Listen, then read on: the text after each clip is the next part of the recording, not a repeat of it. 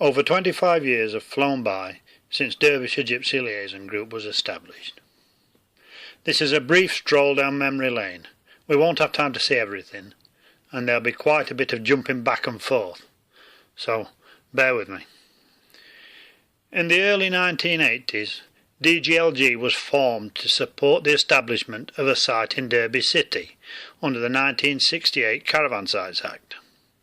This act compelled local councils to provide residential pitches for gypsy and traveller families, but only if there was a proven need in the area. We campaigned alongside the local gypsy community to show that there was a need. DGLG was originally inaugurated and supported by local gypsies, the Quakers, the Derby-based Traveller Education Service and the church. Mick Johnson, Joy Thrower, Bob Dawson and Trevor Higginbottom were key workers. All gave their time voluntarily and the group worked very hard.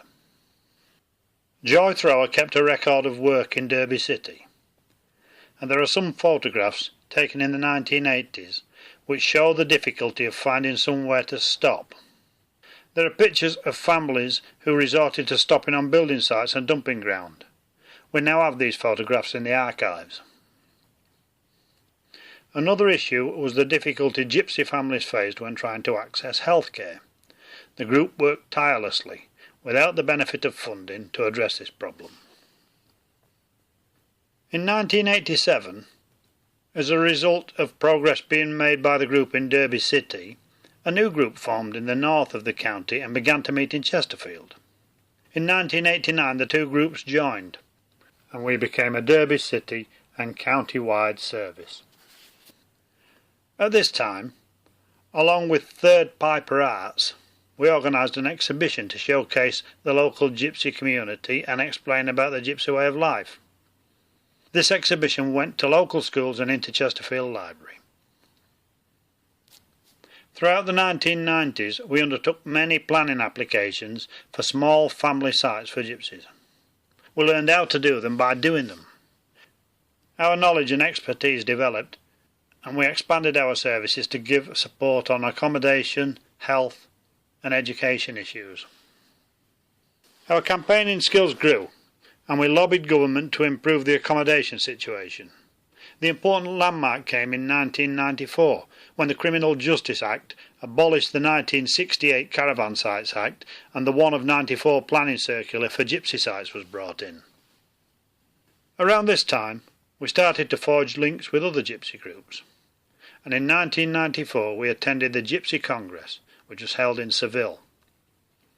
On April the 30th, 1995, we commemorated the 50th anniversary of the liberation of the concentration camps, and in conjunction with the Jewish community and with the help of the Duke of Devonshire, we planted a tree in Chatsworth Park in memory of all the victims.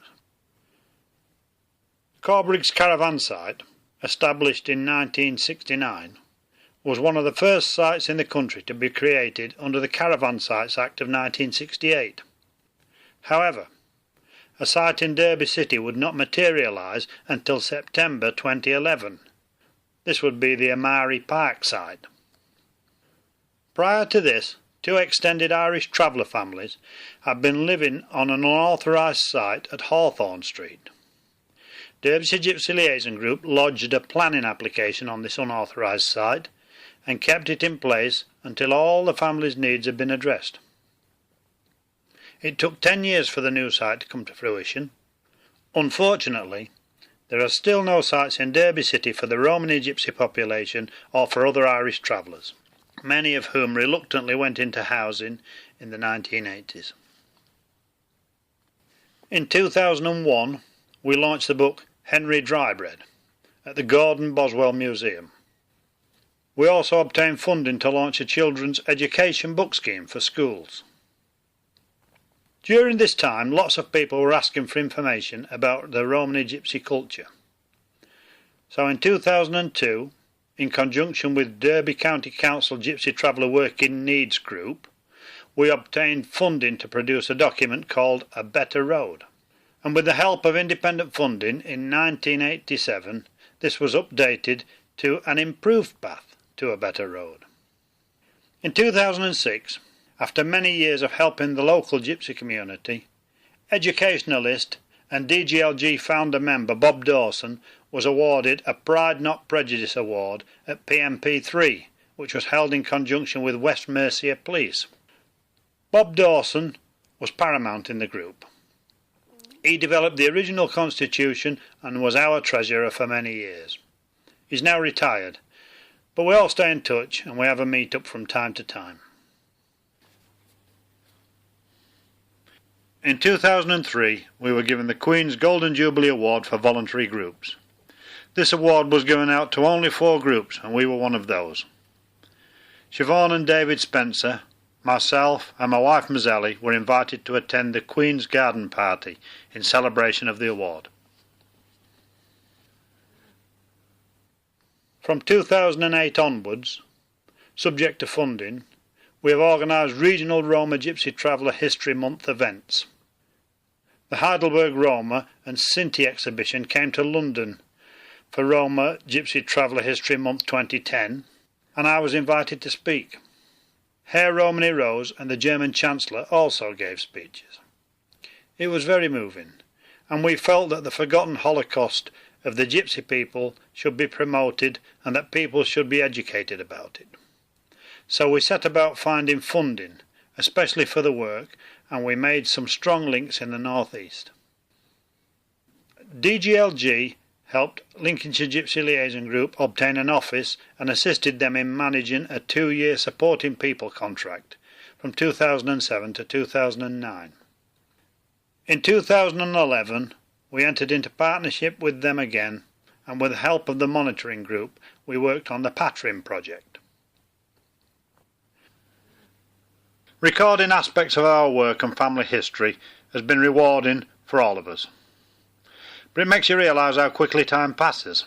In the blink of an eye, something that was a modern marvel to us is now a museum piece to the kids and has them falling about laughing.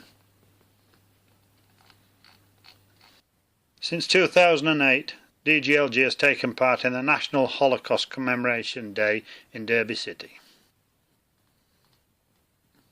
In August 2010, after 15 years of talking about it, we made the pilgrimage to Auschwitz. The visit was a memorable one, and some of the photos that we took and a poem that Siobhan wrote was used at the National Memorial Holocaust Day on January the 27th, 2011.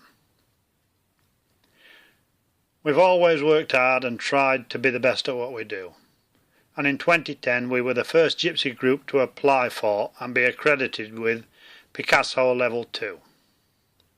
Picasso is Practical Quality Assurance for Small Organisations. In 2008, DGLG joined as a third party to 2 planning cases to highlight and protect gypsy status.